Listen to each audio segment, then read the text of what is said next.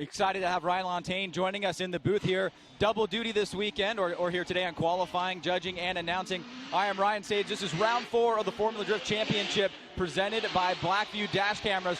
Right after this commercial break, we'll be back and kick off qualifying here at round 4. Our first driver up, Robbie Nishida, representing Nishida Racing in the Achilles Radial Infiniti G37, making his way from Tokyo, Japan. Will be our first driver up here in qualifying. We'll get underway. Ryan Sage here in for Jared Dienda, who I believe is officiating a wedding today, and Ryan Lantain sitting in for me. Ryan, how's it going? It's going very well. Looking forward to this. Now you're going to be judging and commentating at the same time. This is obviously something unique and first time here. We'll get some good perspective from you as we take off. Robbie Nishida coming out of the gate here. Down into this short run-up. Nishida initiates into the first bank. Little e-brake pull. Trying to stay nice and high on the bank. Good smoke line. Now coming off the bank here, transitioning down. Good fluid movement there. Switching back around into this second outer zone. Staying on throttle here, making his way through that second outer zone into the first inside clip, or second inside clip into the third inside clip. Little hiccup there by Robbie Nishida. Now looking at this midline, trying to tie up that last inside clip and cross the finish line. And so for Robbie Nishida, looking to accelerate his performance on that run number 1, make his way up into the field of 32 drivers moving forward. Now, Ryan, here we go. Let's take a look at this replay. Yeah, he had a bit of a bobble on initiation. He didn't quite get to angle as quickly as you'd like to see him, but inside clip 1 wasn't bad. The end of outside zone 2 here, he seemed to have a hiccup as well. Didn't look too smooth right through there. Through the infield, looked pretty solid. He was on the throttle, looked okay. But then I think near the finish line here, watch on the replay, looked pretty smooth through the finish. The angle wasn't as strong as I'd like through the finish there. It could have been a little bit better. All right, so Robbie Nishida coming in first run at a 68. Robbie Nishida hits a 68. So he'll put that one in the books. Our next driver up, also from Japan, but residing, or actually from Edinburgh, UK, Andrew Gray. A phenomenal performance at Orlando, trying to back that up here. Good start for him as he initiates into the bank. Pretty decent line here. Riding right up around the guardrail. Now good transition. A little bit of a tiny bobble there as he tries to maintain fluidity through inside clip 1. Back on the throttle, wrapping it around this second outer zone here. Coming out of the zone, nice and tight on that inside clip. Good motion through the center here. Gets back on throttle. Taking an inside line. Nice and tight on that inside clip and throttle all the way through the finish line. So here we go, Andrew Gray on the replay. Ryan, take us through this. Yeah, so initiation, not bad, but he wasn't high enough up on the bank, so Brian's definitely going to get him online in the beginning, but he did work his way up. Low angle past inside clip 1. That was not what we wanted to see through there. We're asking him to kind of reinitiate almost into outside zone 2. Pretty solid near the end of outside zone 2. Didn't do too bad through there. In practice, he had some issues coming through on the bumps, and he seemed to be more confident on the throttle through there, so that was pretty good, and he finished off pretty solid, off that last clip a little bit, but not bad overall. And here we go, Andrew Gray's score, a 66. Sitting in second place, Andrew Gray, 66. So here we go, Alex Heilbrunn, his first attempt here, 1 of 2. Leaving the start line, down this short run-up. Nice aggressive flick into the bank, a lot of speed there, trying to maximize the line, but comes off a little bit short there. Not getting maximum points on the line up in one of the more technical sections of the course, now into inside, or outer zone number 2 rather. Staying on throttle here. Nice and tight on that second inside clip.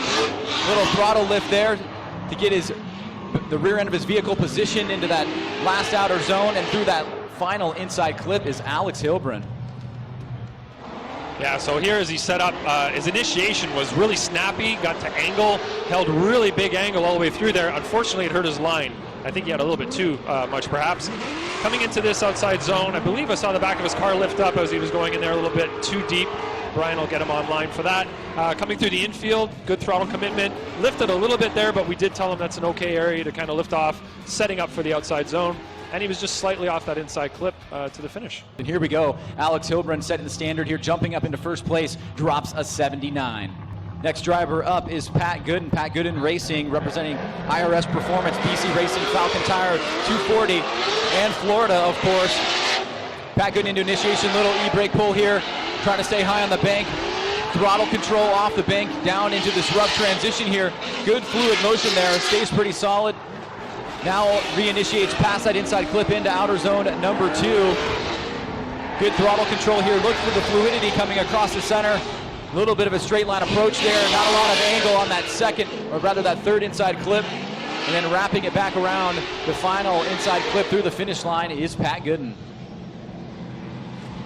All right, so as he comes up to initiation, not too bad initiation. It was pretty good. Seen better, but also seen worse. That was not so bad. Angle was good. He worked his way up onto the bank. Coming by the inside clip here, he did have an e-brake pull, which is not something that Andy is going to like in the style department. It's not an area where we should be slowing down or grabbing an e-brake. But finish of the zone there was pretty solid. Through the infield, like you said, a little bit low angle through there, and he had a bit of a correction coming into that touch and go area before inside clip 4. But overall, not a terrible run. Dropping a 72 puts him in his second place. And so our next driver up, another strong driver up and coming in the Formula Drift circuit, Cameron Moore. In the Cameron Moore Drift Lexus SC300 coming from Battleground, Washington. Cameron Moore making his way into run number 1. Cameron Moore initiates and has a little bit of a problem there. Straightens out, goes right into the guardrail. Vehicle taking a little bit of damage, and unfortunately for him, run number 1 comes to a halt pretty quickly there. Let's take a look at this, Ryan. What happened here? Well, it seemed like there was a bit of hesitation on the approach to initiation. I could see it right away. He wasn't approaching at the speed he should, and then as he initiated, the car just gripped up and unfortunately went in there. I don't know if it was a speed issue where he didn't have the right speed. You could hear when he got on the throttle, there was a bit of popping. I don't know does he have anti-lag? I've heard a lot of that lately, but I don't think he does. That might have been an engine issue. Who knows what happened there. So some damage sustained here from Cameron Moore. He will have another opportunity, but unfortunately for him, he'll be receiving a 0 in run number 1. And while we figure out whether or not he's going to make it back, let's make our way to our commercial break here. We'll be back in just a few minutes as we get Cameron Moore off track. And we'll be right back to finish up the rest of qualifying here at the top 32. All right, we're back. Cameron Moore getting himself in a precarious position there on the bank. And our next driver up, Matt Kaufman, coming down that short run up. Good initiation there. Staying pretty high on the bank. Good smoke line. Nice angle as he makes his way down off. Good transition. Nice fluidity. No use of e-brake there. Big angle now. Look, getting himself in trouble. Oh, makes a big mistake here.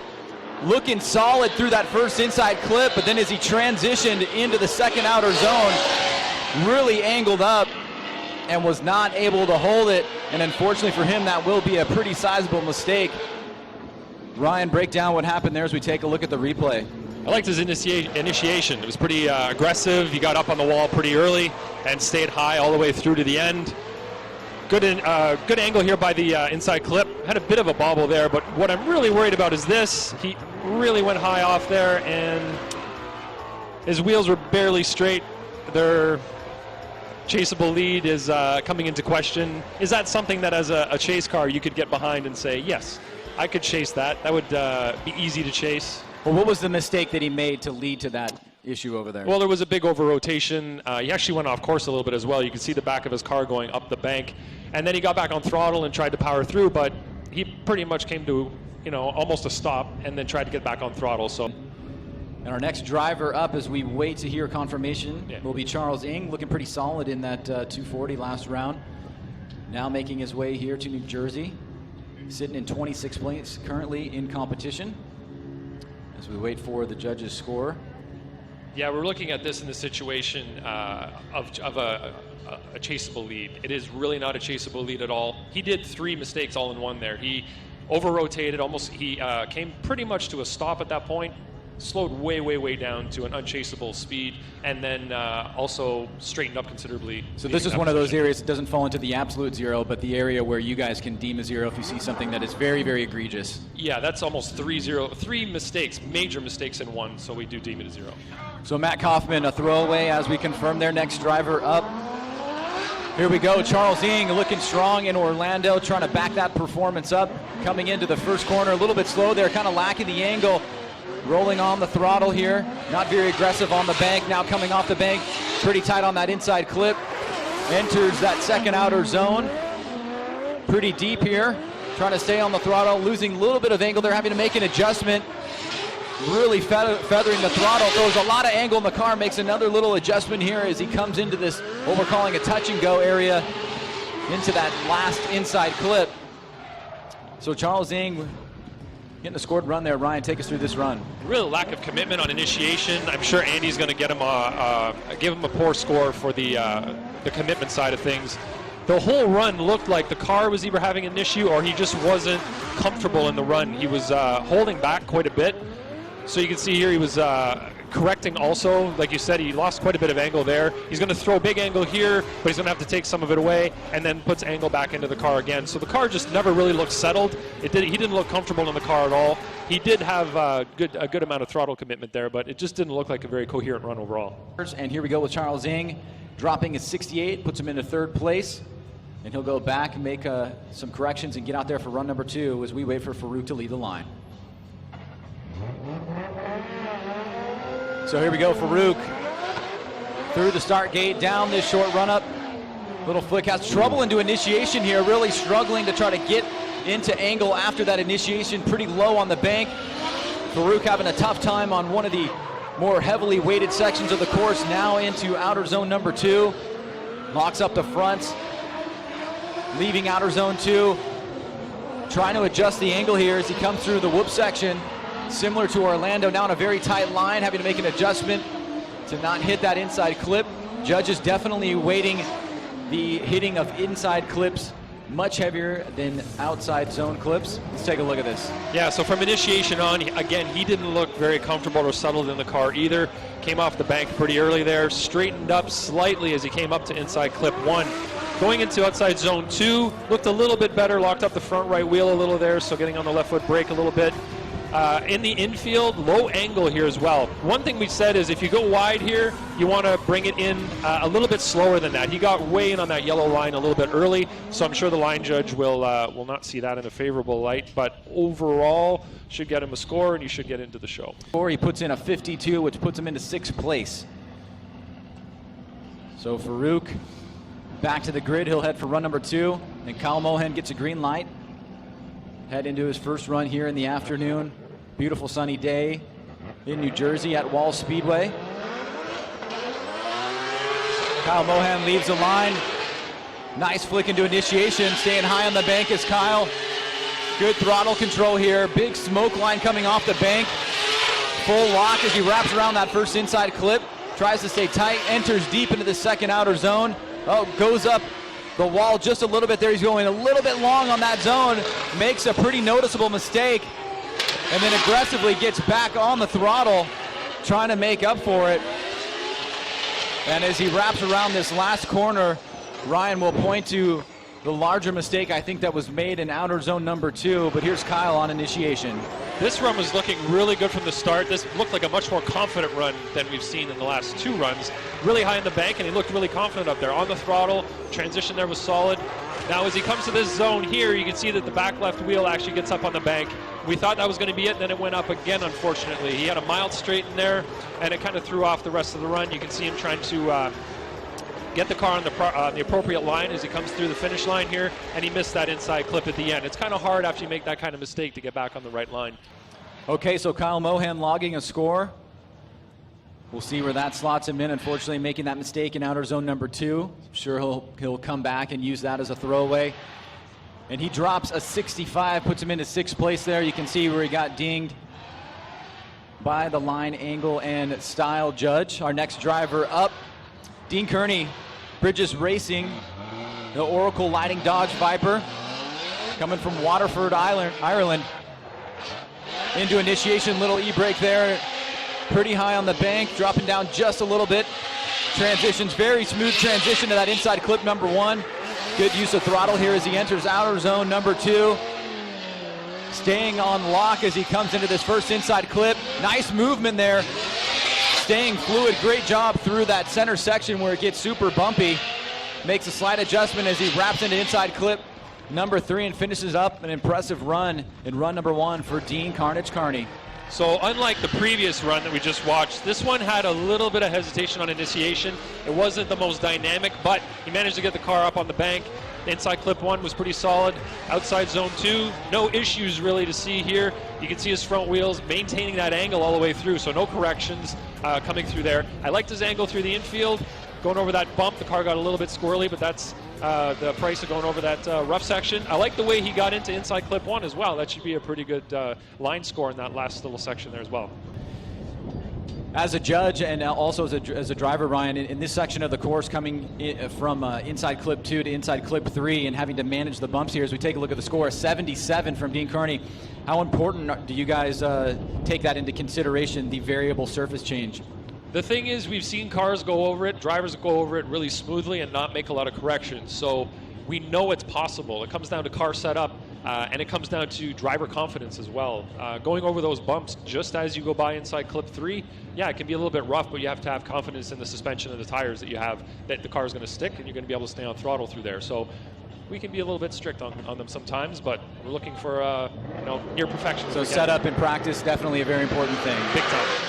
All right, here we go. Geoff Stone Cold Stoneback, his first run of the afternoon. A nice start for him as he wraps into this long sweeping turn. The highest bank degree that we have on the Formula Drift Championship circuit. Nice and tight on that inside clip. Just taps that first cone in outer zone number 2. Nice job there. Little bit of a struggle coming out of that second outer zone. Makes a little bit of contact, puts the butt of the car up on that inside part of the bank, and makes a big mistake right into that inside clip number 1. Essentially drives basically completely offline. Ryan, take a look at this here. Walk us through this, especially the latter part of the course. Yeah, he had a good straight line initiation. You don't see too many guys doing it that well, straight line coming in. A lot of guys are doing the flicks. This part of the course, pretty good. We don't mind them hitting those cones on the outside. We put them right off the line, and we expect them to be close to that line, so that's not too big of a deal. Coming through here, he threw a lot of angle, but he came in a little bit hot, and he ended up going off the track a little bit, and then went completely 4 wheels off the course. So the end of the track was definitely not the prettiest part of the course for him. So Stoneback making a pretty sizable mistake. I can't see the judges scoring that. You can give us some insight here. He was basically completely off course, 4 wheels off course. We have dropped and it is coming through as a 0. We have dropped the 2 tires off as a 0 and allowed the judges to make their recommendation according to the severity of what takes place in terms of the mistake, and certainly that was pretty big. Yeah, that was 4 wheels completely over that yellow line. Not even questioning that at all. All right, so next driver up, Justin Pollock, carrying one of the largest degree of angle coming off the bank into outer zone number 2. Let's take a look if he does it here. Nice and tight on that inside clip. Usually throws a lot of angle to the vehicle right here, but able to hold it. Nice job right there, staying through it. Tiny lift it looks like, but barely anything. Little bit of a flub right there, leaving outer zone number 2 into inside clip number 1. And lots of smoke on course here as he takes a wide line, late apex into that last inside clip. And an aggressive run there by Justin Pollock. So another straight line initiation here, did a good job. He got to angle fast and high angle, but unfortunately he pulled a little bit of it out. So I think Andy's going to get him on that for style. Inside clip 1, pretty smooth. Coming down into outside zone 2, he did drop a tire off the back there. You can see the car kind of gaining and then losing a little bit of angle. So again, fluidity through that area. And then here he went really deep, really long here. I didn't think he was going to be able to bring the car into that inside clip. But in terms of smoothness, he might get hit a little bit by Andy on the style side. But overall, that last section was pretty good. All right, so Justin Pollock sitting 21st in the championship right now. The Roush Performance Ford Mustang from Kalamazoo, Michigan. And he comes in at a 77, jumping up to second place. So Justin Pollock, good start for him. You know he's got a better one in him. But moving on to our next driver, car number 818, Jeff Jones, representing Jeff Jones Racing and the DOC Racing Nissan 240. Jeff has had a tremendous year. Lots of top-notch performances in Pro 2, doing double duty on weekends, and now he's also doing Pro. And we'll see what he does here on run number 1. Jeff Jones, little snap initiation there. Trying to get high on the bank. Starts off a little bit slow, now coming down off the bank. Nice fluid motion off of the bank. Good transition into outer zone 2. Now trying to stay very deep into that second outer zone. Comes off at the right time. Nice angle through inside clip 2. Wrapping around inside clip 3. Could have used a little bit more angle there. Tries to get the butt of the vehicle deep into that touch and go and wraps around that last inside clip.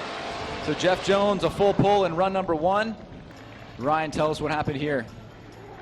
Again, another really fast initiation with a slight pullback on that angle. It was very minimal, but it was still there. Pretty high there, coming by inside clip 1. I like the angle. Got into the zone really well here for outside zone 2. Again, you can see those front wheels, which I love having those chrome wheels. You can really see what he's doing, and they really stayed at angle. Came through here with pretty good angle through inside clip 3, and I liked his line through here. It was pretty good until he got to the clip. Unfortunately, he was off that clip a little bit, but I think he approached it right. He got out wide on that touch and go area, got in close to the clip, and then finished strong. And scores are in, it sounds like, for Jeff Jones, coming in at a 72, which drops him into 4th place. So Jeff Jones, a good full first pull for him. And now we're moving on to our next driver, Juha Rintenen. Makes his way down into initiation.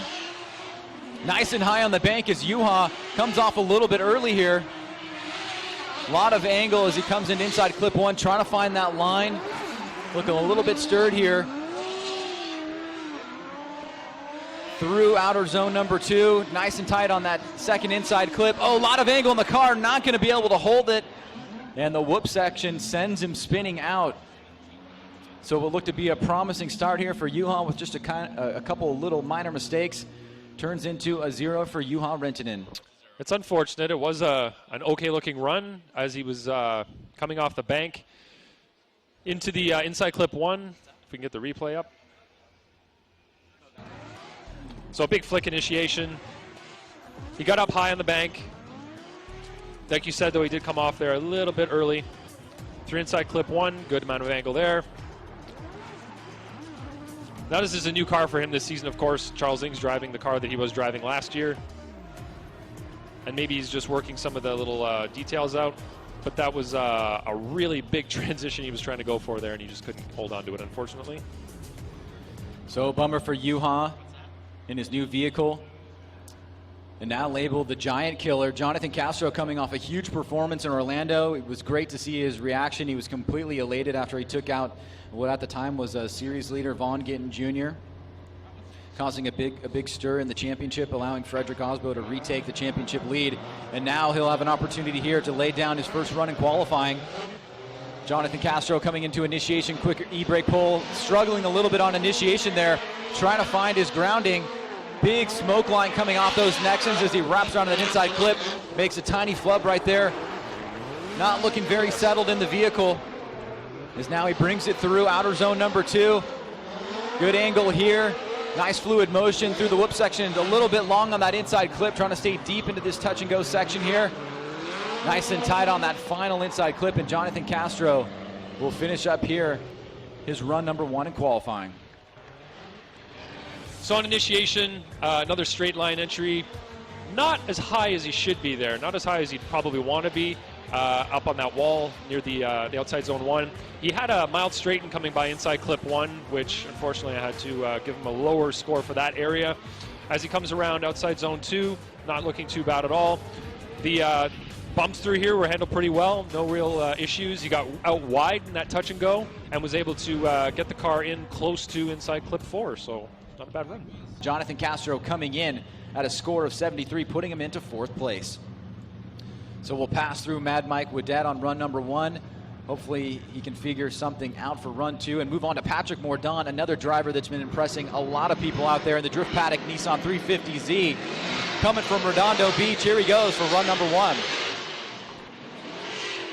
Nice step into initiation, staying pretty high on the bank. Good angle here by Patrick Mourdaunt.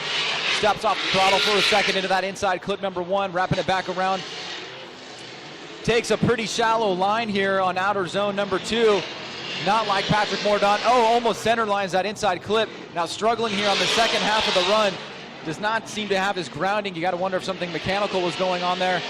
Mourdaunt was absolutely on fire through Orlando. Does not seem like the same performance level we've seen before. Ryan, tell us what happened here with Patrick Mourdaunt. Yeah, you can see a slight hesitation on initiation, but like you said, nice and high on outside zone 1. Pretty solid up through there. Inside clip 1, off a little bit, but good angle.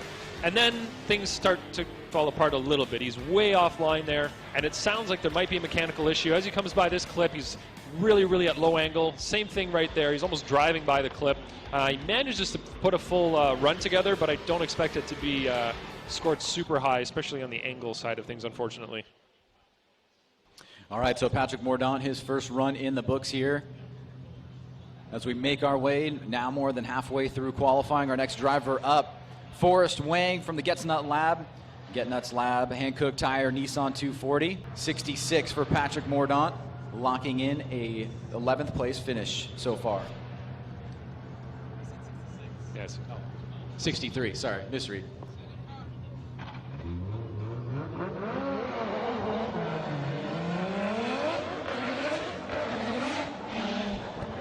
Here we go, Forrest Wang starting off. Little uncharacteristic of Forrest on the bank. So used to locking in that smooth and fluid motion. Now coming into outer zone number 2. Big smoke line here generating from those Hankooks as he comes out of outer zone number 2 into that first inside clip. Pushing on the throttle, nice and tight on that inside clip. Good angle here by Forrest. And taking a midline approach nice and tight to that inside clip. The judges really emphasize many different lines that could be taken out of outer zone number, or excuse me, inside clip number 3, but let's take a look at here at Forrest one more time. Yeah, he had a bit of a bobble on initiation, just after initiation. He was off throttle for a little while, and the car didn't straighten, but he definitely lost angle there. Throughout outside zone 2 here, good angle. You can see those chrome wheels, really easy to watch. How many corrections he's making, pretty much made none through there. Good throttle commitment as well. The car seemed to behave really well over the bumps in the center section. And coming around here, poured on a lot of angle right there, so he was able to make it look good near the finish line for sure. You guys emphasize that, you know, there's a couple different lines that you can take from the inside clip 3 into the touch and go area. He kind of took the one that you guys talked about the most, I think, in the drivers meeting, which was kind of that deep approach, putting your butt up on the line and then taking a middle line and progressing into that last inside clip. Absolutely. So 62 for Forrest Wang, putting him into 12th place. And that brings up our next driver, sitting 13th in the championship so far, Michael Essa. Yeah. 2013 champion. Representing Loudmouth Exhaust, his Achilles tire BMW M3 from Los Angeles. Here he goes, Michael Essa. Very aggressive flick, lots of speed by Michael Essa. Big smoke line here. Essa really pouring it on as he comes down off the bank. Great angle into outer zone number 2. Solid run for Michael Essa so far. Now coming out of outer zone 2, tiny flub there, trying to find the fluidity in the transition from outer zone 2 into inside clip number 2. And a big problem here for Michael Essa. He goes a little bit long, misses that inside clip. An impressive run nonetheless. Definitely want to see what happened in that last section of the course, but here's Michael Essa. I liked his initiation, his commitment right off the bat. He was really hard on the throttle all the way out through outside zone 1, up near the wall.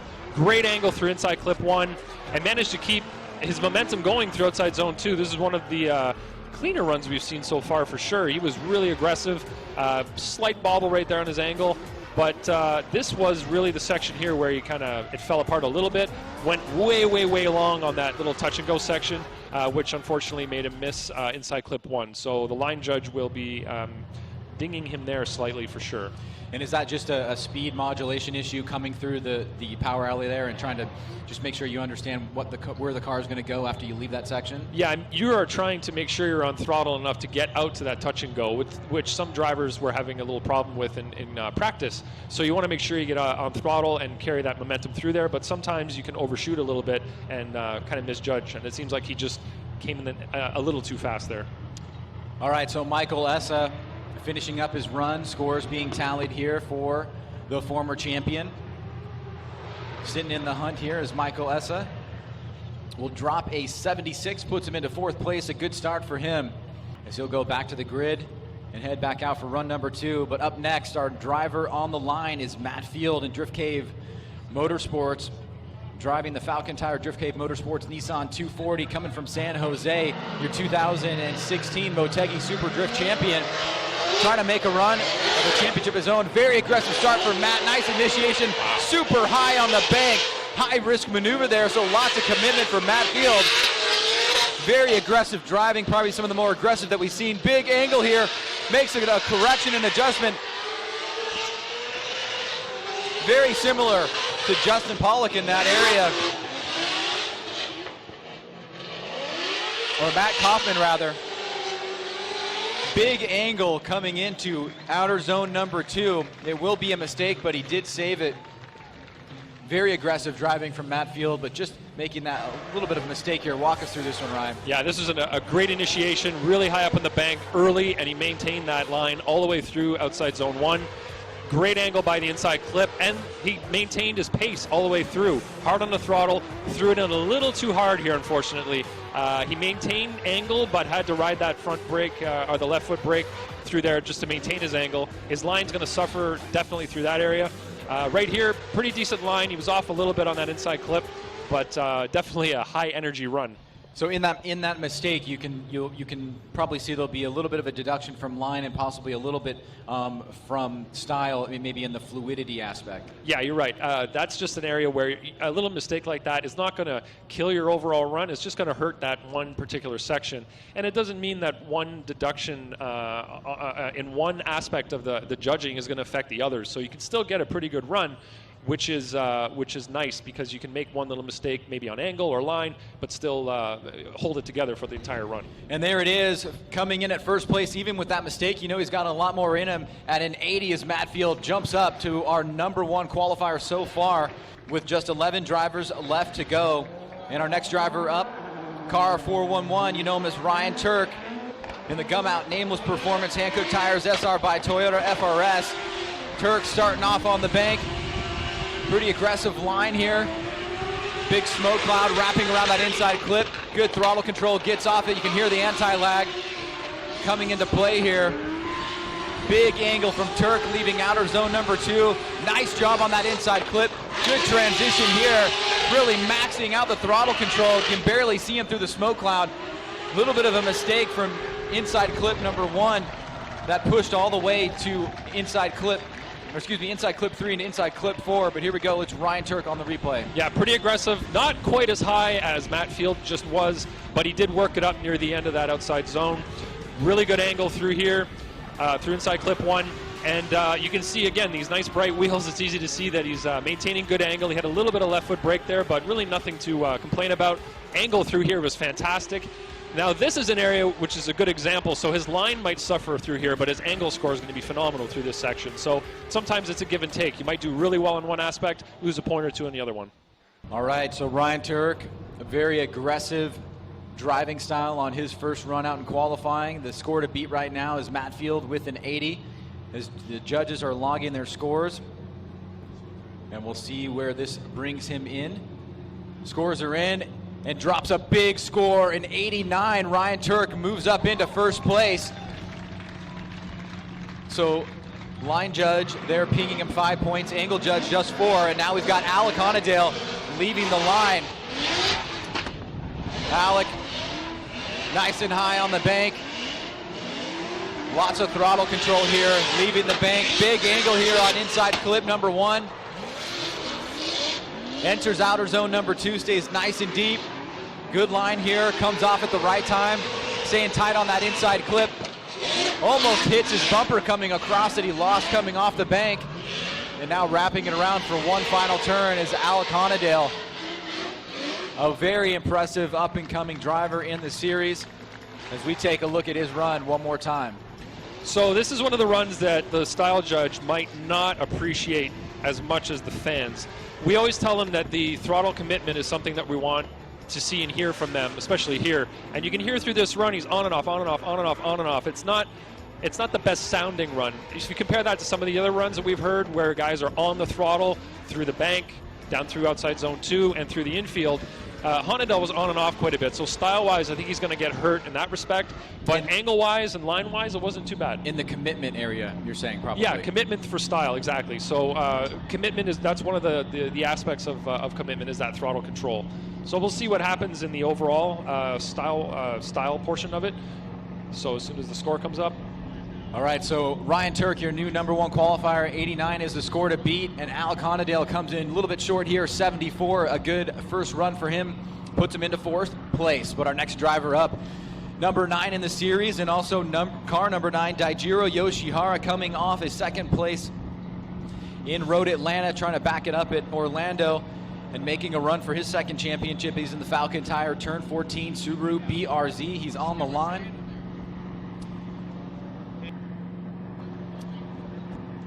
So Dai here on the line for his run. Getting ready to leave the line, and he goes. Down this short run up is Dai. Let's see what kind of initiation he pulls in. Nice fluid motion there. A little bit of an e-brake pull to get in. Locks into a nice line, nice and high on the bank all the way through. Good motion through that first inside clip. Nice transitions here by Daijiro Yoshihara. Now staying deep into this second outer zone. Leaving, hitting to that second inside clip. Solid run so far. A little bit of an e-brake pull to put that butt of the car right in that touch and go area. Now wrapping around that final inside clip is Daijiro Yoshihara. Not a lot to nitpick there, pretty much ticking all the boxes is the former champ, who's definitely turning it up this year as we take a look at his run again. Yeah, this was a really nice run. He initiated early, which I really, really liked. He got the car up to angle really quickly on the wall and rode that wall all the way around. And then throughout the rest of the course, like you said, not really much to complain about. I really loved his line from that touch and go to inside clip 4 and across the finish line. So that was a really clean run from Dai. See what kind of score he gets. So Daijiro Yoshihara getting his first run in the books. Like we said, not a lot to critique there. Pretty solid run for him. The score to beat is an 89 for Ryan Tuerck. And the scores are in for Daijiro Yoshihara. 93 puts him into first place. Wow. 35, a perfect on the line judge. Angle judge, just a 4-point deduction and just 3 points from the style judge. A solid run from him and a nice way to carry momentum into run number 2 with a big sigh of relief.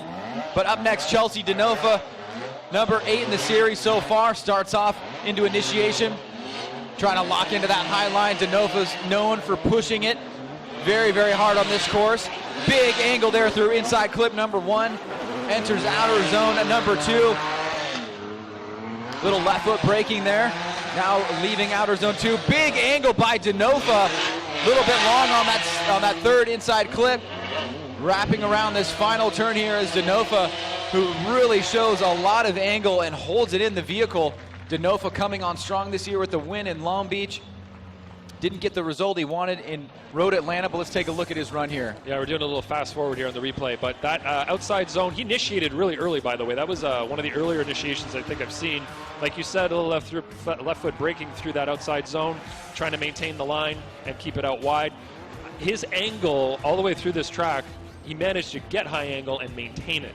No corrections. He did miss that inside clip there near the end, inside clip 4, but he maintained angle and stayed on throttle. So he'll get a slight deduction there for that, but overall, really aggressive run. Pretty fun. And it puts him into third place as he drops in 81. So a good start from Denofa. He'll have another opportunity, but up next, one of the more impressive drivers, possibly the most impressive chase driver from Orlando, is Kristaps Bluss. So as we wait for Kristaps to go off the line, we'll take a look at run number 1 from him. All right, here we go. Kristaps Bluss. First run of the afternoon. Nice, easy flick. A little bit of angle problems there from the beginning, but nice and high on the bank now. Comes off the bank. Big throttle from Kristaps. Goes a little bit long on that first inside clip. Annihilates the cone by his back bumper leading into outer zone number 2. Wraps around a little bit long on both the second and third inside clips. So Kristaps driving with reckless abandon here, able to make it through the course. You can see a very aggressive driver, a couple mistakes here, but Ryan, let's break down here from initiation from Kristaps. Yeah, another good initiation, early initiation. He didn't get to angle very well, though. That's unfortunate. He tried to get it early, but it might have bit him by not allowing him to get to angle as quickly as he should have. Really spit that base out of the outside zone marker. Good angle through here as well. You can see those front wheels really maintaining the angle that he's dialed into the car. And through here, like you said, very aggressive, maintaining angle as well, and he managed to get that inside clip as he crossed the finish line. So overall, pretty aggressive run, not too bad at all. So Kristaps Bluss continuing to impress here. 93 is our top score of the afternoon so far by Daijiro Yoshihara. As scores beginning to drop for Kristaps. Yeah, his initiation, and for me, angle-wise anyway, I had to do a bit of a deduction there on the angle. Not a big rate to angle. No, the rate to angle was pretty poor, but he didn't have a lot of angle on that first part of the bank over there. So unfortunately, that's Going to hurt him a little bit, but 76. 76 for Kristaps Bluss, drops into 9th place. So a good way to build this foundation for run number 2. But up next, number 6 in the series, car 21, Ken Gushi. The Greddy Racing Nexen Tire SR by Toyota 86, holding strong in his hunt for a championship. Still missing the elusive win after his big 2nd place last year in the championship. Might be this round as he starts off nice and tight. The fluidity and the style, always something we look for from Ken Gushi here as he wraps into this 2nd outer zone. Nice job by Ken here, making his way through the course. Good throttle here, big smoke line by Gushi coming through that 2nd and 3rd inside clip. Making his way around to this last inside clip through the finish line. Very Daijiro Yoshihara reminiscent there. Ticking all the boxes. Let's take a look at the replay. So another early initiation, straight e-brake style. Got the car up towards the wall near the end of the run, well, halfway and then towards the end. What I didn't quite like here were the slow rotations. They weren't very fast. They weren't very aggressive. He was getting to angle, but it took a little while to get out there. There was a bit of a correction in terms of angle. And then coming around the outside here, did get out there, you know, pretty deep, and his line through here was pretty solid. He ended up getting close to inside clip 4 and finishing fairly strong. So a good start for the 2nd place in the championship in 2015, Ken Gushi. Trying to make a run for it this year. He's got the drive. Let's see if he's got the score here. Ken Gushi dropping an 81, put him into 3rd place. A good base for him to build. Still the 93 by Daijiro Yoshihara, the score to beat, and we move on to our next driver, Tyler Mcquarrie, sitting in 5th place. An impressive run in Orlando. Very strong after multiple one-more-time battles. And here he goes for run number 1 in qualifying. Good start for him. Nice and high on the bank, gets on the throttle. Big smoke line there as he runs his bumper right up along the railing into that inside clip number 1. Big angle here by Mcquarrie, trying to adjust his line. Back on the throttle is Mcquarrie coming through the power alley on that inside clip number 2. Big angle here. Can he hold the angle? Has to make an adjustment. He's going to drop a tire on the inside. He'll make a mistake on line. And so the power alley claiming another victim, but an aggressive run by Tyler Mcquarrie. As we take a look at the replay, we'll definitely see what happened to Mcquarrie through the power alley. That was not a Mcquarrie initiation that I'm used to seeing. Typically he does the big flick, but he did a straight line initiation. It worked for him on the bank. Came through inside clip 1 with really good angle. Outside zone 2, you can see those front wheels aren't making too many corrections at all. Maintained good angle through there. His run kind of fell apart here. That transition was phenomenal, but he had to try to control it near the end, and it kind of bit him. He had to take away that angle again and ended up dropping a tire or 2 over the inside yellow line, but did not straighten out. So he will get a score. He just will get a bit of a deduction there from the line and angle judges on the last corner. All right, so Tyler Mcquarrie sitting in 5th place in the championship right now, logging a score from run number 1 with that little mistake coming out of the power alley into the 2nd, or excuse me, rather the 3rd and final outer zone. We'll see what kind of deductions that brings to him. What? There's no 3rd zone. Oh, I mean, sorry, the 3rd turn. 3rd turn, there you go. Yeah. That's all right. And Tyler Mcquarrie drops a 75. That puts him into 12th place. He'll definitely want to improve on that. But our next driver up is going to be Odi Bakchis in the ARC Performance Fuel Suspension Falcon Tires Hyundai Genesis. Sitting in 4th place, making a run for the championship. Big aggressive flick right there by Odi. Nice fluid movement. Nice and high on the bank, starting off really strong, ticking those boxes. Nice job on that inside clip, wrapping back around the 2nd outer zone. Good start here from Odi. Through the 2nd outer zone, now leaving, setting up his attack on the inside. Great job there. Not a lot to critique here from Odi. Pretty solid all the way through, and a strong performance for him by Odi Bakchis. Ryan takes us through the replay. Yeah, he had great angle all the way through this run. Right from initiation, he got to angle pretty quickly and held it all the way around that bank. He was fairly high as well, almost getting that bumper up on the wall. Fantastic angle right there by inside clip 1. As he came around here, you don't see a lot of the left foot braking from him that you generally see there, but he did a really good job of maintaining his angle and staying on line. Great transition here as well. Came out wide, which is what we wanted to see, and his line through here was near perfect. He came right by that inside clip and then stayed on throttle all the way through with good angle. So solid first pass for Odi Bakchis. as we await the score here from run number 1. 3 drivers left to go. Chris Forsberg, Vaughn Gittin Jr., and Fredric Aasbo. As Odi Bakchis drops a big score, a 93, which puts him into second place. So he'll tie, and we'll have a tiebreaker there. He'll have the same score as Daijiro Yoshihara. It's broken first by the style score. So nice job by Odi Bakchis as we now move on to our number 3 in the championship, Mr. Consistent, Chris Forsberg in the NOS Energy Drink Hankook Nissan 370Z takes his first pack. Nice job by Chris, starting off high on the bank. Good angle coming off the bank into inside clip 1. Good fluid transition into outer zone number 2. Throttling through this outer zone, looking to stay on line here. Great job on that second and third inside clip. Now very deep into that touch and go. And nice and tight on that final inside clip. A strong performance for the local here, Chris Forsberg. Yeah, he got not quite as high on initiation as some of the other drivers, but he did work it up there in the second half of that outside zone. Could add a little bit more angle at inside clip 1, but really smooth up until this point. Everything looks really controlled, but in a confident manner. He's not overdriving the car. Looks like it's going everywhere he wants it to. Seems to be nice and deep there, like you said. That is exactly what we want to see. And then he got that clip and headed all the way through the finish line with good angle. Chris Forsberg, a solid first run. 93 is the score to beat here on a nice sunny day at Wall Speedway. 2 drivers left to go. And Chris Forsberg drops an 86, a solid score, puts him into 4th place. It's impressive that an 86 is only getting into 4th place right now.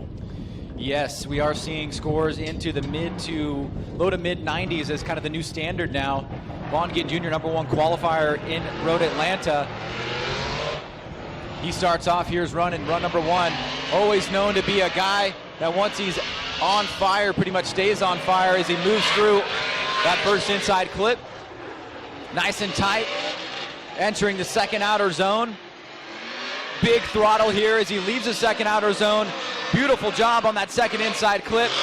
Through that final section, stays deep. Now wraps around, you can see that left wheel lifting up. Classic Mustang movement there by Vaughn Gittin Jr. As we take a look one more time at number 25. So good straight line initiation right here. Not as high right away, but again, he worked his way up there in the second half of the outside zone 1. Pretty decent angle by inside clip 1. And then he gets a good rate of angle here that he holds all the way around. Again, the bright wheels help us to see what kind of corrections they're making, and he's not making a lot on the angle side of things right there. Comes out nice and wide right here, and this is one of the best runs I've seen from him for this portion of the track. All through practice, he was having a hard time getting inside clip 4, but he nailed it pretty well that time. So here we go, Vaughn Gittin Jr. dropping a big score here, a 91. It puts him into 3rd place. So the top guys building on something very solid as they look towards run number 2. And our final driver of the first run of qualifying is Fredric Aasbo. Here we go, your series leader so far after a win in Orlando. Stays nice and high on the bank, very deep there. Big throttle, big smoke, big angle through inside clip number 1. Good transition there, just glancing, staying deep into that zone. Now moving out of the zone, wrapping into this second inside clip, and now the third inside clip. Deep, following that midline, wrapping it nice and tight in that final inside clip. And a solid first run for the reigning and defending champion, Fredric Aasbo. Nice initiation here, the nice flick, right up close to the wall. Rode it really well all the way around that whole outside zone. Really good angle through there, and I love his transitions. Everything looks he looks really confident in the car. Really confident doing all of those transitions and getting close to some of the obstacles that are out there. The only problem I saw with angle was right there at inside clip 3. He seemed to be lacking a little bit, but as he comes through inside clip 4, on throttle, good throttle commitment all the way through there as well. All right, so a solid run by Fredric Aasbo, our final competitor here, as we go from top of the line, or bottom of the lineup to the top of the lineup. Waiting for scores to drop for him. 41. 93 is the score to beat by Odi Bakchis and Daijiro Yoshihara. Dai edging him out in the style category, so sitting on top currently. And we'll see where this puts Aasbo. Scores are in, and a 90, so he's sitting in 4th place. Daijiro Yoshihara will stay on top. Fredric Aasbo goes to 4th place, and we've got ourselves a lot to talk about here as we head towards run number 2. Before we get to that, we'll take a quick commercial break, come back, and start all over. All right, here we go. Run number 2. Robbie Nishida leading us out the gate. Achilles Radial Infinity G37. Robbie Nishida trying to better score number 1. Let's see if we can do that. Aggressive into the first section of the course. Nice throttle by Nishida, staying nice and high on the bank. Good fluid transition. Trying to reach into that inside clip. Looking for the line here in outer zone number 2. Big throttle coming out of outer zone 2. Looking for an area to attack here as he wraps through the power alley into inside clip 3. And then the final inside clip. Nice and tight there by Robbie Nishida. A good run too for him as we take a look at the replay. I really liked his initiation, pretty solid all the way around on that outside zone 1. Really high, great angle too. Inside clip 1, great job there. He was off just a little bit on line, but angle-wise really strong. Chrome wheels helping us here again. See that he's making very little, if any, corrections at all through outside zone 2. Really good angle through the infield as well. Really committed and really confident in his car right here. This is something we haven't seen from Robbie a lot this season, unfortunately, with his car. I know he's capable of doing what he's doing today a lot more if his car would just hold up for him a lot of times. All right, so Robbie Nishida laying down a solid run, looking like all things are working out so far. A great driver. And the results are in for him. An 87. Nice job by Robbie Nishida. Puts him into 6th place. Incredible jump from a 68 to an 87. So Robbie Nishida, a great second pass for him. So we're moving along to his Achilles teammate, Andrew Gray. The infamous Drift Ebisu Toyota Mark II. The only one in the series here in the States, but you go to Japan and they are littered everywhere, and Andrew Gray is the master. And for good reason. They're such great cars. You spent a lot of time over there. You know Andrew very well. You know how good of a driver he is. And yes, ran for a championship last year in the FDJ series, trying to make his run here. I don't have a 100, but I have a JZX 90, and I absolutely love that thing. I know, I get it. I understand why they love him so much. Just too bad you can't get them over here a little more readily, and here we go. Wait another 10 years, right? Yeah, exactly. All right, here we go. Andrew Gray wrapping through the first turn here. Tried to stay high on the bank, kind of started midline. Now into this second outer zone is Andrew Gray. Big throttle from Andrew, nice smoke line. Coming out of outer zone 2 into inside clip 2 and 3. Back on the throttle here as he tightens up this last inside clip. This is after.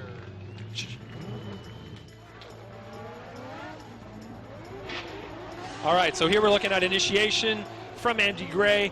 A little bit slow on the initiation, but he managed to work his way up the bank near the end of it. Off that inner clip by a little bit. Really good set through this corner here. A little bit of a correction you can see in those chrome front wheels, but managed to get through the infield here a lot better than he did on the last run. Didn't quite get as deep as he could have in that little touch and go area, and got onto the yellow line a little early, but overall a pretty solid run from Andy Gray. So Andrew Gray trying to better score 1 from his first run. His scores are in. Let's see if he does that. At a 66, now a 75, puts him into 17th mid-pack for Andrew Gray. So a good bump up from him as we move on to our next driver, Alex Heilbrunn, looking to better a 79 here in run number 2. Makes his way off the line, down into the short run-up. Nice initiation there, gets to angle, is able to hold it. He's kind of on a mid-high line. Like to see him get a little bit higher. Love the aggression here and the driving style, but just looking a little unsettled there as the bumper goes flying. Now out of the outer zone number 2, across the power alley, jumping through. Big angle here. Nice and tight on this last inside clip. Started off very aggressive, maybe didn't get the line that he wanted on the bank, but certainly fun to watch here. Yeah, Alex Heilbrunn. He threw this thing in really aggressively. That rate to angle is probably one of the best we've seen all day today. didn't quite stay high there on that bank. He maybe threw a little bit too much angle, and he's driving like he has something to prove right now. The stuff's flying everywhere all over the track, but he's really, really pushing hard. Really good through that outside zone 2. A little bit of lack of angle there by inside clip 2. 3 wasn't too bad, and he had a pretty good line here coming through inside clip 4. Not too bad for the last portion of the track, but definitely a little sloppy on the beginning there. It looked like he pushed a little too hard, and you can see everybody out on the track picking up the debris from a lot of those hits. As we look forward to seeing whether or not he could better that 79 after run number 1, and he does, moves into 8th place. So jumping up is Alex Heilbrunn, continuing to progress here in the Pro Championship as we move on to Pat Goodin. Pat Goodin trying to better a 72. He'll leave the line. Good initiation here, holds the E-brake. A little bit of left foot braking there around the bank. Now coming off the bank, big angle there by Pat Goodin, and is unable to make the transition off the bank into inside clip 1. Ryan, as we take a look at this here, tell us what happened here to Pat Goodin on run number 2. It looks like that bump coming off the bank bit him a little bit. That happens. It's you really have to set your car up right coming off that bank, I think, to get the car settled before you hit it. You can see the car almost bounced as he came down there. So unfortunately, it was too aggressive on the rotation maybe as he came down there and lost control. All right, so Pat Goodin will head back to the line. Unfortunate incident for him. He does have a score. He will make it in the top 32. And here's Cameron Moore making it back out after that tough hit in run number 1. He's sitting on a 0. Needs to get a score here in order to make it into 32. If one of these drivers does not make it into 32, we'll have a bye for the number 1 qualifier. So that's ever important, not only for progression into the event, but also championship. Here we go, Cameron Moore into initiation. Holding on so far on a low line here. Just got to make it through the course. Now and in. Oh, big angle here. Is he going to hold it? Shuts it down for a second there. Gets back into angle. Hits that outer zone clipping point. Or the marker, rather. Now struggling here to hold it together. Definitely interested to see how the judges are going to take a look at this. And we'll get some insight from Ryan as he passes through the finish line and makes it so. Cameron Moore doing his best to hold it together, obviously using everything he can. Let's take a look at this run. Yeah, you can see there was a slight lack of confidence coming up towards initiation, and you have to credit that to the hit that he just had, so he might be a little bit worried about what the car is going to do. And second of all, it did hit the wall, so maybe the alignment settings aren't quite right. But all the way throughout this run, there were a lot of corrections made. The car never really looked settled, and he never really looked comfortable behind the wheel. He did manage to put a full pull together, so he will get a score. It will not be pretty, unfortunately, but it'll get him into the show. Where it got the most scary for him, in my opinion, from the way that I've seen you guys judge, was from inside clip 1 into the first section of outer zone 2. Yes, definitely. He didn't really get the rotation right through there. It didn't look It settled. could have gone bad. It could have, yes, absolutely. He threw in so much angle coming by the inside clip here that I couldn't give him a high score for the angle there just because he had to pull a lot of it away, so unfortunately. All right, so Cameron Moore gets through unscathed. He'll receive a score. He'll make it into the top 32. And our next driver up will be one of the other zeros that we have, which is Matt Coffman, who had trouble on outer zone number 2 as well. And there we go, Cameron Moore receives a 55. That'll put him into 26th place. He's in the game tomorrow. So that's all that matters. Now it'll be who he goes up head-to-head against. And the pressure is on Kaufman. He's got to do a full pull here.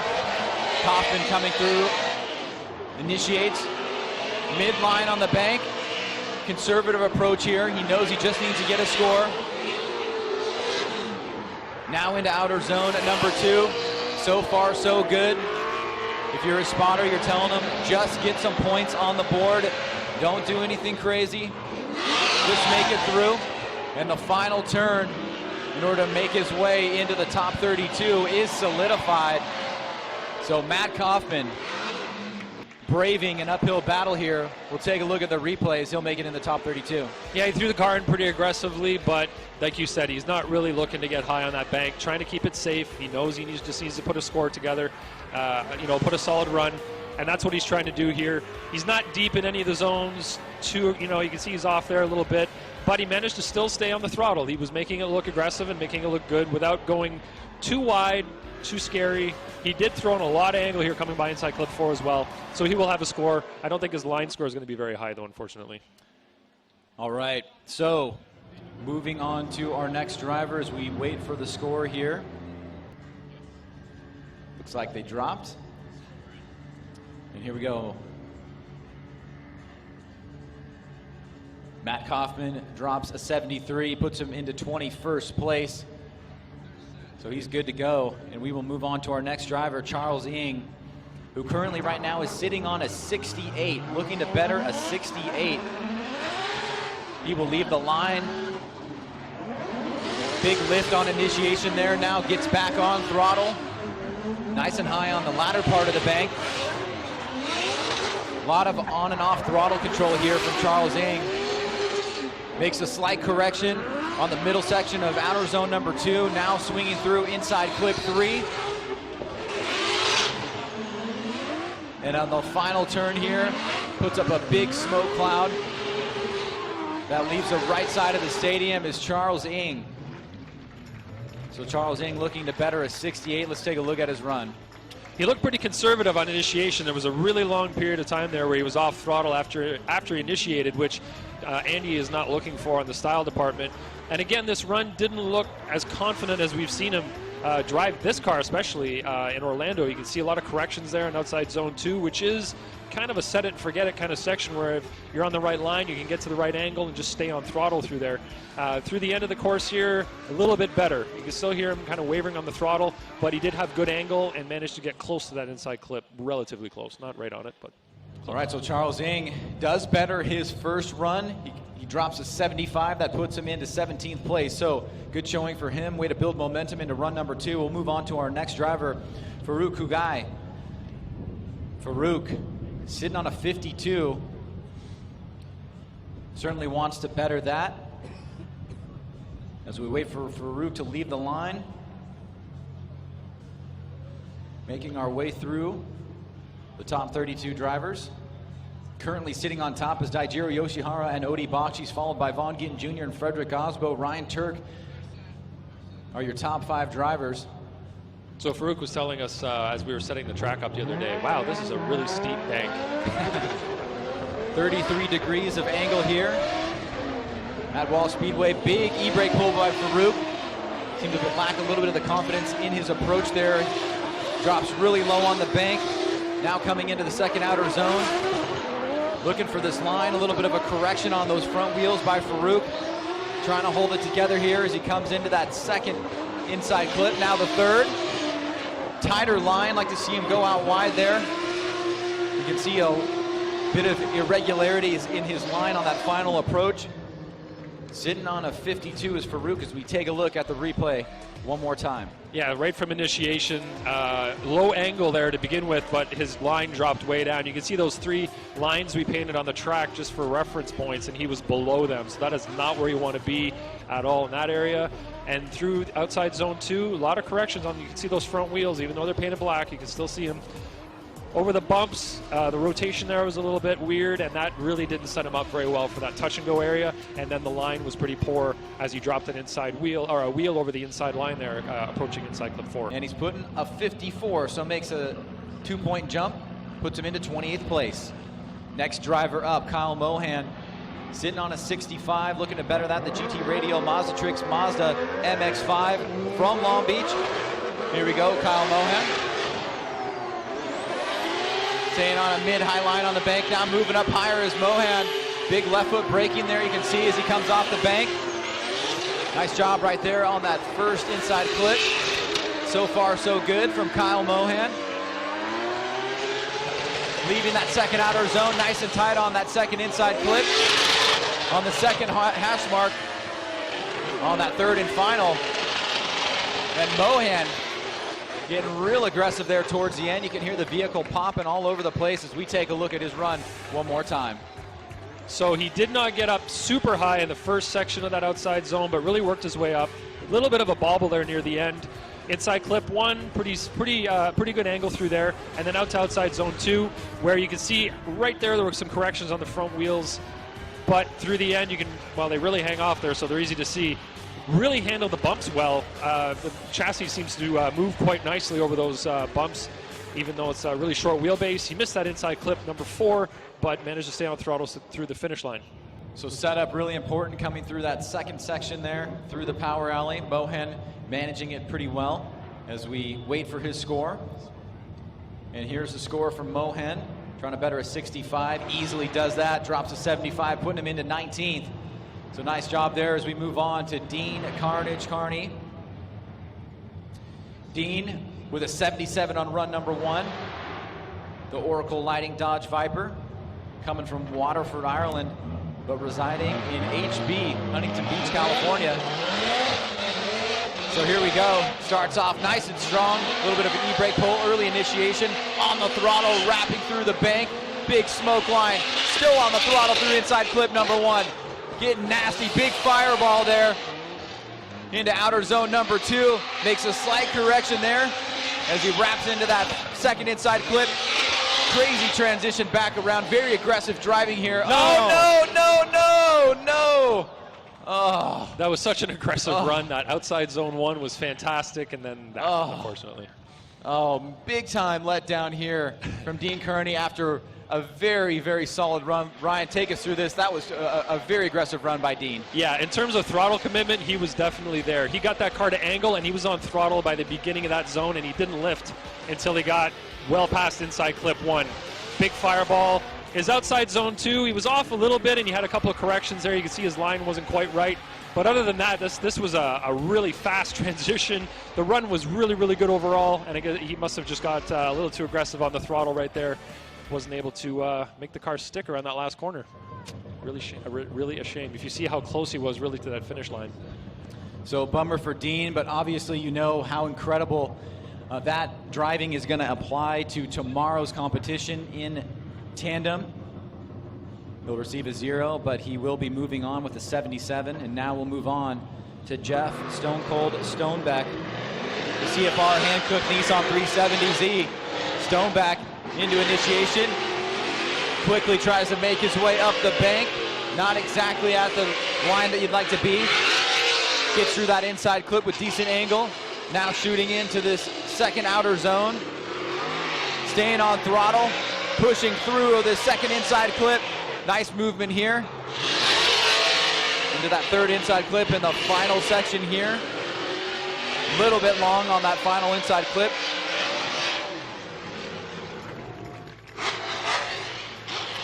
So here we go for Geoff Stoneback. Yeah, as he initiates, he's not as high as he should be, but he did work it up a little bit, not all the way up. Angle's fairly low there going by inside clip 1. I'd like to see more angle from him as he comes through there. There was a slight bobble there, nothing too serious though. He's pretty good angle through this section. Now the one thing I did not like was right there as he was going over the bumps. There was a huge lift, a little bit longer than usual. And what he did here is he apexed that corner too early. So he missed, his line wasn't right going through that last corner, and he ended up missing inside clip 4 a little bit. So the line, not too bad though, 31. So I guess he didn't lose too many points over there. Angle-wise, he ended up with a 23. 74. So Stoneback, after a 0 on run number 1, drops a 74, puts him into 21st place. He'll make it into tomorrow's competition, so congratulations to him. And now we'll be moving on to our next driver, Justin Pollock. Dropped a 77 in run number 1, looking to better that. Here we go, JTP. Real aggressive here. Nice rate to angle, stays nice and high on the bank. A good start for JTP, very aggressive as it comes off the bank, nice and tight. Again, big angle into that outer zone number 2. Much better job this time around. He's sitting on a 77, blazing through that center section there. Maybe like to see a little bit more angle as he wraps around that final inside clip. Justin Pollock putting a stamp on it as we take a look one more time at his run number 2. So on initiation, like you said, really fast to angle, and he got right up on the wall. I think he tapped it there. slight bobble, ever so slight. I don't think it's anything to worry about too much. Coming by the inside clip, could have had a little bit more angle there. Really good angle through outside zone 2 though, and you can see he maintains it all the way through. No corrections from those front wheels. The car maintains the angle. Really low angle by inside clip 2 and 3, and then when he gets out to that zone, he actually went offline. You can see the back of the car raise up as he went up on the bank, but he managed to make it into inside clip 4, even with that off-course expedition. So there you go, an 82 bettering a 77 by Justin Pollock. That's one of the reasons why I really like the fact that we don't have the 2 tires off rule anymore, because that would have been a situation where you could have received a 0, and from the naked eye, it just doesn't look that bad. No, exactly. That was not that big of a mistake. He was just a little bit deeper there than he should have been, but overall, great run that should not have been zeroed. So yeah, the fact that we've eliminated that as a 0 has really brought the sport forward and given the drivers the ambition, the reason to push really hard, maybe make a little mistake here and there. Well, there you go. All right, Jeff Jones, our next driver up. He's sitting on a 72. Comes into initiation. Tries to find that line. Drops down a little bit by Jones. Now off the bank through inside clip 1. Goes a little bit long here. Now he makes a slight correction in outer zone number 2. Now through the power alley is Jones, wrapping around this final turn here. Decent job setting himself up for this last inside clip. And now surging through the finish line is Jones as we take a look at the Air Force replay. So on initiation, this is not really what Andy is looking for in the style department. He went in timidly, I would say. He lifted off the throttle and he let it carry out for a little bit longer than he should have before getting on throttle. Throughout the rest of the course, the inside clip, the angle would have been a little bit low. He had a correction through the through outside zone 2 right there. Through here, the car handled the bumps pretty well, and he did get into inside clip 4 a little bit early, so he didn't get to the clip itself. He kind of got to the mid of that yellow line. Didn't quite get the right line there. All right, so Jones making it into tomorrow's show after a 72 in run number 1. Let's see what he's got on run number 2. Drops down just a little bit, but stays in 25th place, holds that higher score. And we will move on to our next driver, Juha Rintenen, in the PP Design and Art Nissan 240. Another driver that had a 0 on run number 1, spinning out. He's got to lay down a score. The pressure is on, and here goes Juha. He leaves the line, heads down that front straight into initiation here, looking confident so far. Gets on the throttle, stays nice and high on the bank. Not going through the motions. So far, so good. Sticks it into this second outer zone here. Little slight correction on with those front wheels as he leaves the zone. Now into that inside clip through the power. Oh, hold the angle, hold it in there, Juha. And he's able to hold it one final corner as he pumps the throttle through. He'll get a score and move on into the top 32. One little scary moment there through the power alley, but he's able to make it through. So flick initiation. He did hang off on getting on the throttle right away. He didn't quite get on there as quickly as he could have, but coming into inside clip 1, not too bad on the angle. He did have a correction through here. You can see the front wheels wavering 2 or 3 times through there. So in terms of angle and style side of things, not perfect through there.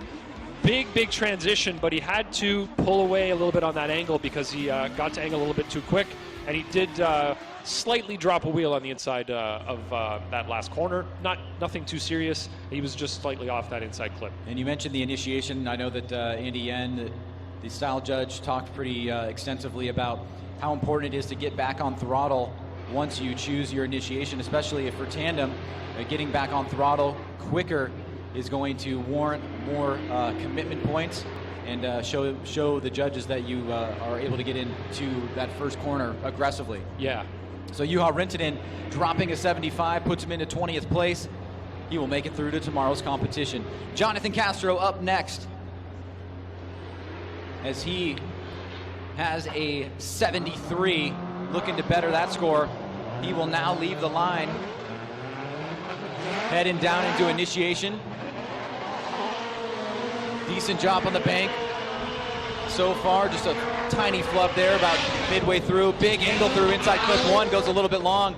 straightens out for a second there as he transitions from inside clip 1 to outer zone 2. Now deep into the zone. Good lock here. Through the center section. Through that final inside clip, through the power alley, and then the final inside clip on the final turn is Jonathan Castro. In the Gerdau Metzel Don, Nexen Tires, Toyota 86. Let's take a look at his run once again. Fairly good initiation. He did not get as high as we would have liked on at the beginning. He worked his way up near the end. Right here, he got some angle that was going to be good, and then he had to pull some of it away.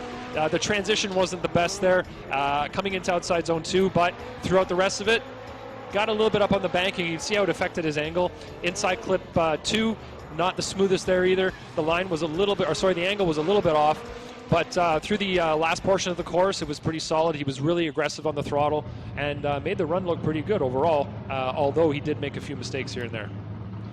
All right, so Jonathan Castro, logging score number 2, looking to better that 73.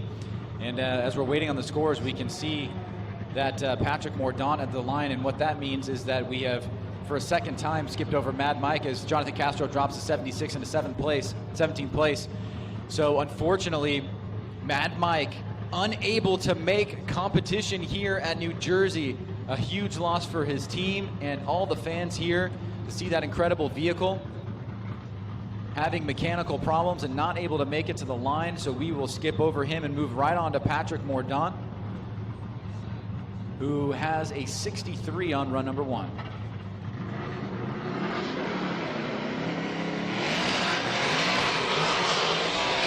All right, Patrick Mourdaunt into the first corner. Starts off low, goes high. Nice risky move on the latter part of the course.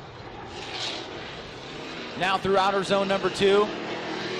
Fixating his eyes on this inside clip here. He angles up, has to pull out of it. Makes a mistake coming through the power alley. Really struggling here is Mourdaunt. So 2 runs in a row, not looking Mourdaunt-esque after a phenomenal performance in the early half of the season. Here we go with Patrick Mourdaunt. Yeah, his initiation, he held off the throttle a little bit there, but got right back on it. Managed to work the car up high. I liked how he got to angle through inside clip 1 and maintained it. Through here, really pretty solid. Not a lot of corrections. You can see the front wheels staying pretty high at high angle. But then inside clip 2, big mistake. Hit the clip. You can see that he had to pull angle away to try to avoid running it over too much, and it's going to hurt his angle score through there for sure. And then his line from inside clip 3 to inside clip 4 was not ideal, but managed to get over the finish line, and will get a score for that one. And I guess that's the name of the game, really, at this point. All right, so waiting on the score from Patrick Mourdaunt. Looks like scores are dropping here for him. Going to better that 63 in run number 1. And here we go. Just 1 point up. A 64 puts him into 28th place. So we now move on to Forrest Wang, who's got a 76. Looking to better a 76. Had a slight graphical error on his score in run number 1, but he is currently sitting at a 76. He gets Nuts Lab Hankook Tire Nissan 240. Strong initiation, big to angle, but has to pull some out and then drops real low on the bank. So a mistake there by Forrest. Known for putting a lot of angle in the vehicle, but not able to pull it off there on initiation. Big smoke line here by Forrest as he gets aggressive out of outer zone number 2. Big angle on inside clip 2. Good transition here. Nice deep line, big smoke line coming off those Hankooks. Goes a little bit long on that final inside clip. And Ryan Lantane, I'd love to get your impression on the initiation from Forrest Wang. Yeah, that was not pretty. Real big e-brake pull, and he just let it ride out. Maybe he was afraid he was going to get up into the wall, but it ended up shooting him straight down the bank, and line-wise, that's going to hurt him a lot. Good angle by inside clip 2, or inside clip 1, although it was late. That transition was really off on timing. Outside zone 2, did a good job there, maintained the angle throughout. Really great angle by inside clip 2. And then inside clip 3. As he came through here, aggressive on the throttle, good throttle commitment as well. He was a little bit off of that inside clip 4, but I think the major thing that's going to hurt him was the outside zone 1, where he lifted off throttle, so commitment-wise, it's not going to be very nice, and then the line either was not really pretty through there. Not doing the Forrest Wang thing as often as we've seen with the incredibly smooth and solid driving. Drops down in run number 2. He will hold that 74. Sits in 23rd place currently right now. And we move on to our next driver, Michael Essa, who had a strong, aggressive performance but made a few mistakes. Here he goes for run number 2. Leaving the line into initiation, aggressive flick, little e-brake pull, nice and high on the bank, taps the wall but stays in it. Big smoke line here from Michael Essa. Slight correction there, gets a little bit out of whack now. So starts off strong but makes a few mistakes, but he's still battling it out, pushing through here. Essa bringing it through the power alley, big angle, big smoke line. Nice job on the second part of this course.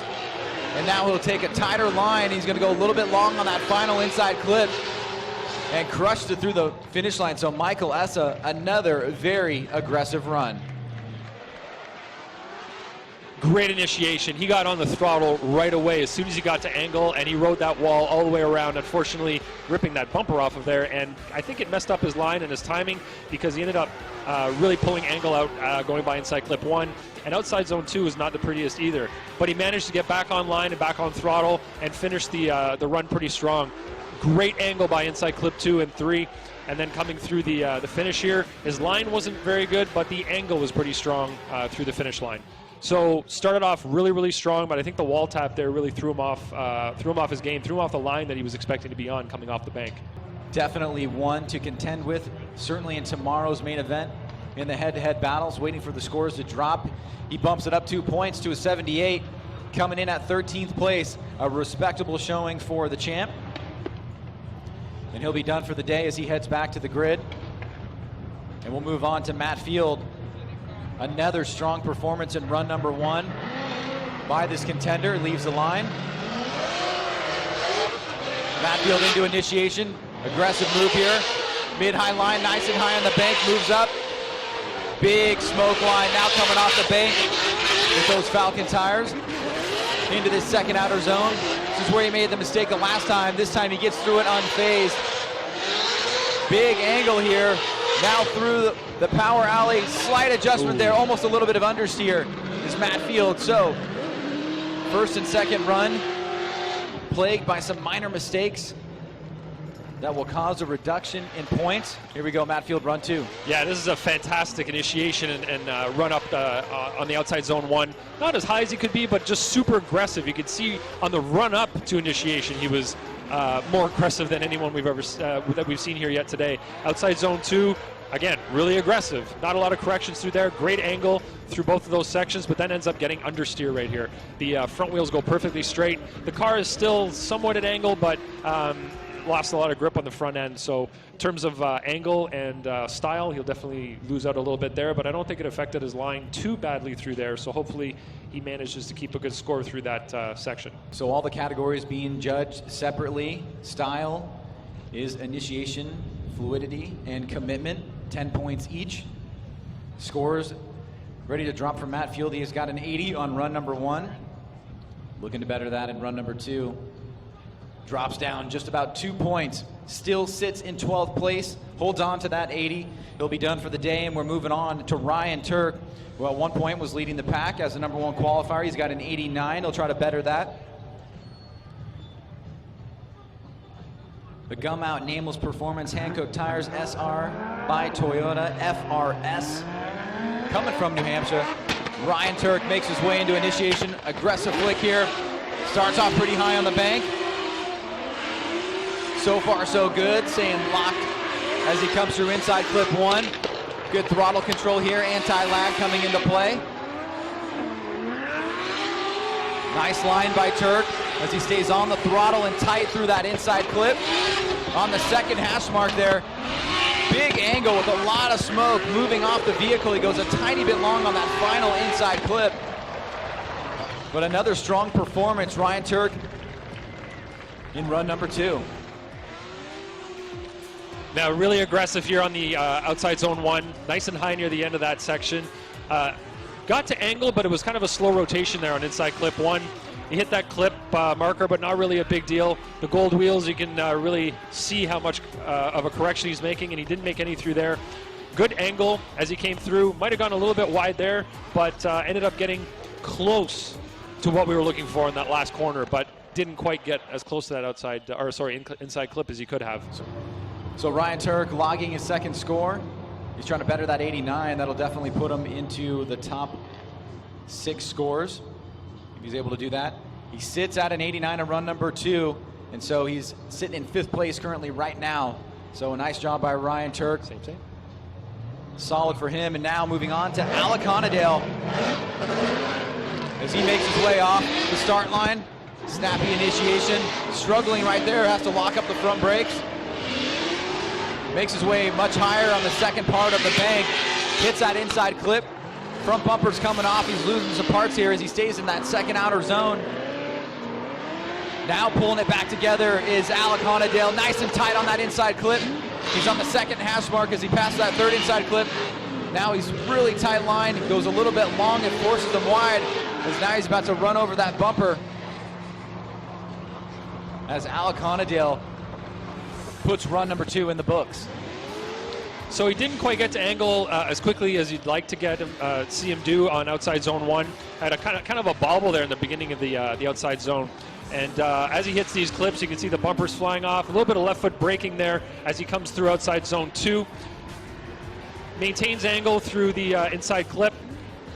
Throws in quite a bit of angle here, which is what we had mentioned in the driver's meeting to help slow you down, use your angle, but unfortunately misses inside clip 4 by quite a large margin there. So line score is going to suffer near the end of that run.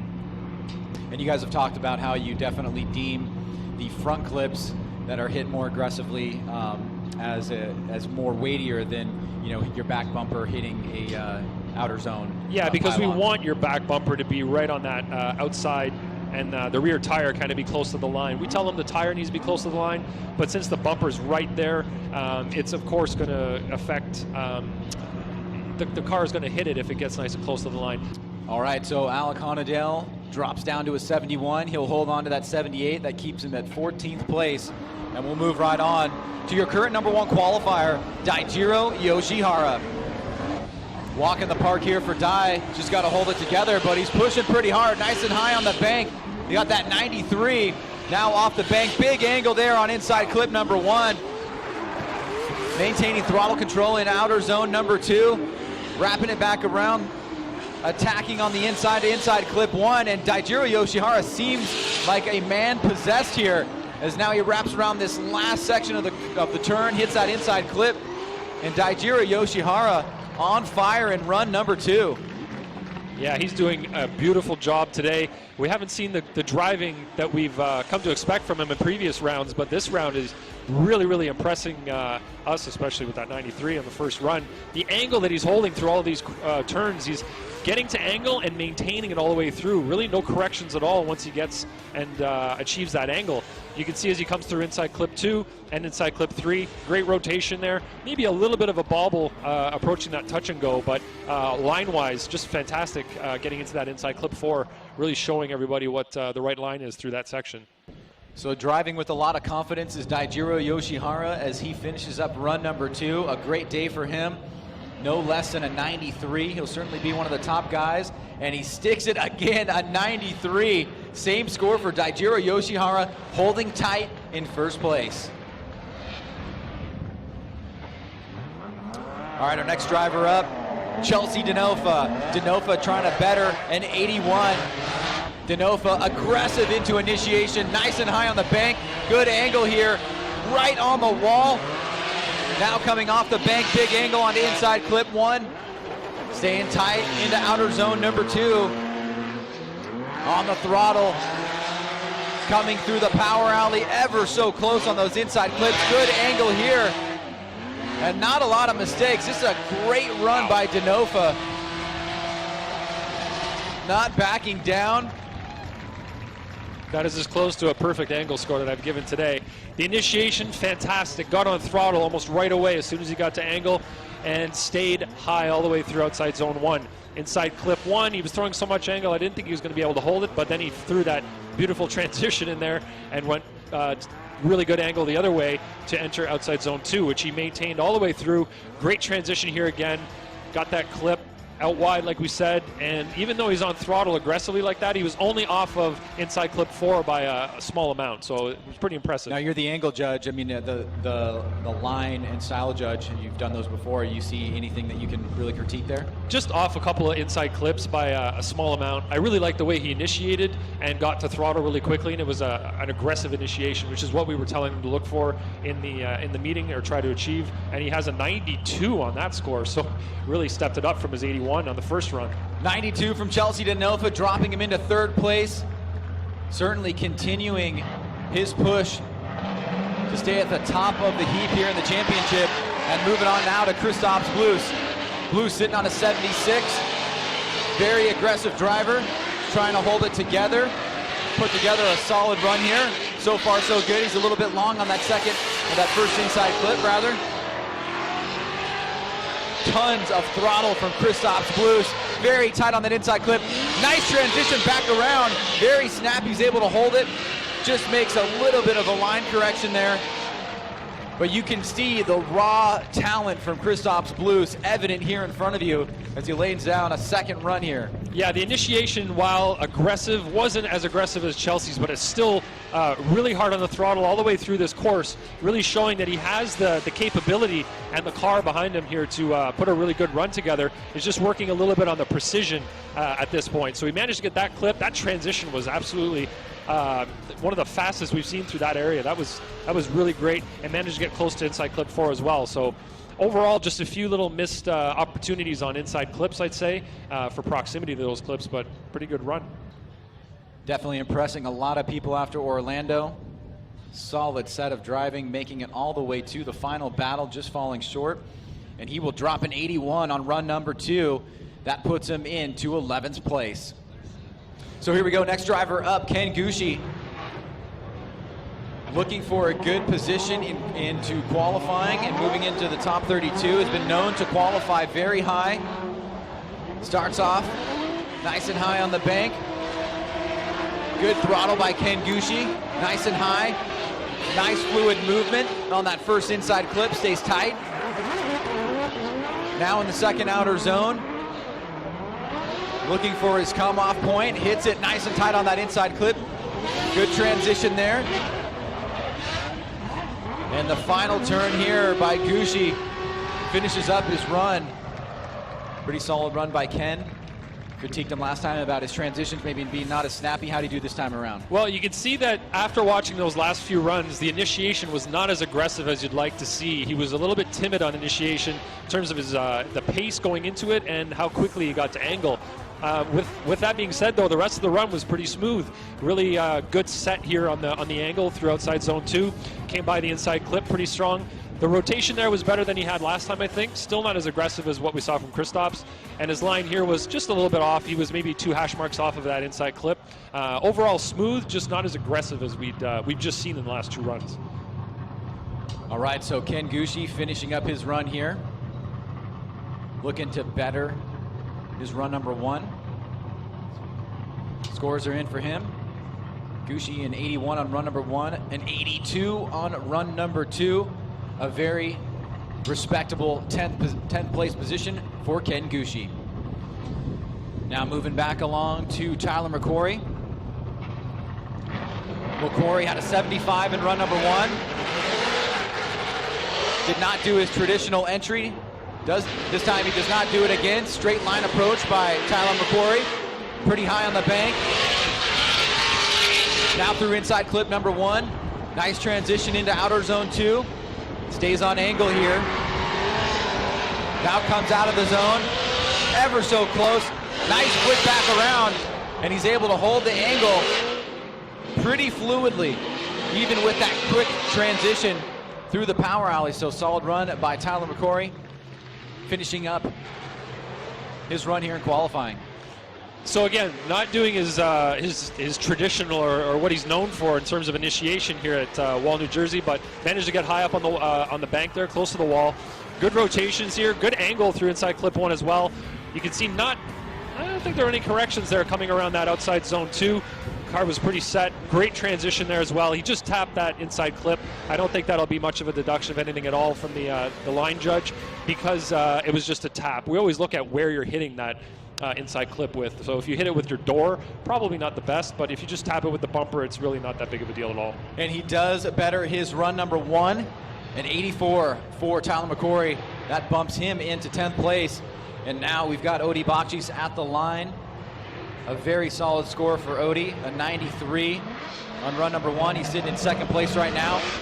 Trying to go to number 1. Can he do it? Good flick into initiation. Nice and high on the bank.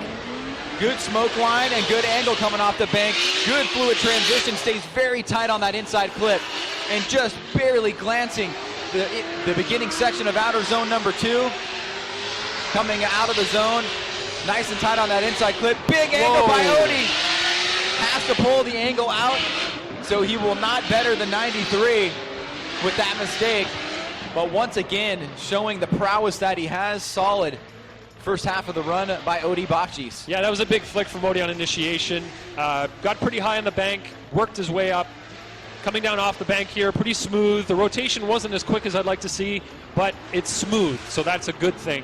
A little bit of a correction there, looks like, in terms of the line, but also it looked really slow through that section. His pace was not as strong as it could have been. Here, going by inside clip 3, he threw a lot of angle. He was very, very aggressive, but a little too aggressive. He had to pull a little bit away as he over-rotated there, but he managed to get on the left foot brake and get on the brake with his left foot and maintain his angle pretty well through the finish line at least. So a tall order to beat that 93 that he had in run number 1. He will most likely stay in that 2nd place position after Daijiro Yoshihara bested him on the style aspect of qualifying. Both drivers coming at the same 93 score. His run number 2 likely be less, drops into 79, so he'll stay at 2nd place.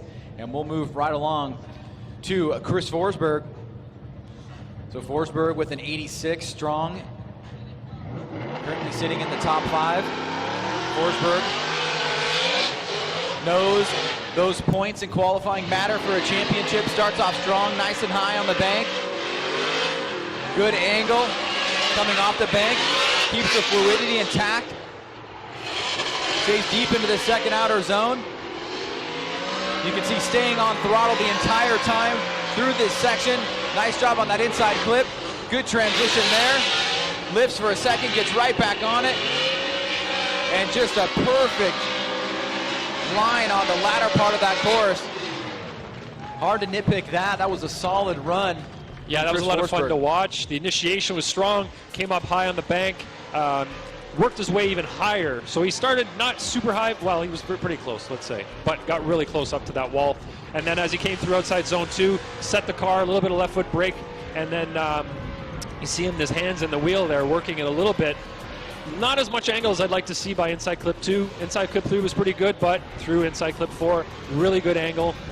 He managed to get right in there to inside clip 4 as well on line. So a really aggressive run. He was on the throttle all the way through, lots of smoke, seemed pretty solid. So Forsberg certainly can move up in the standings here. He's got that 86. Scores beginning to drop for him. Just 2 drivers left to go, and he does. He moves up into 7th place with an 88. It's Chris Forsberg, so congratulations to him. He'll move up a couple positions here. And now we'll see Vaughn Gittin Jr. make his 2nd attempt. Aggressive flick into initiation is Gittin. Very high on the bank.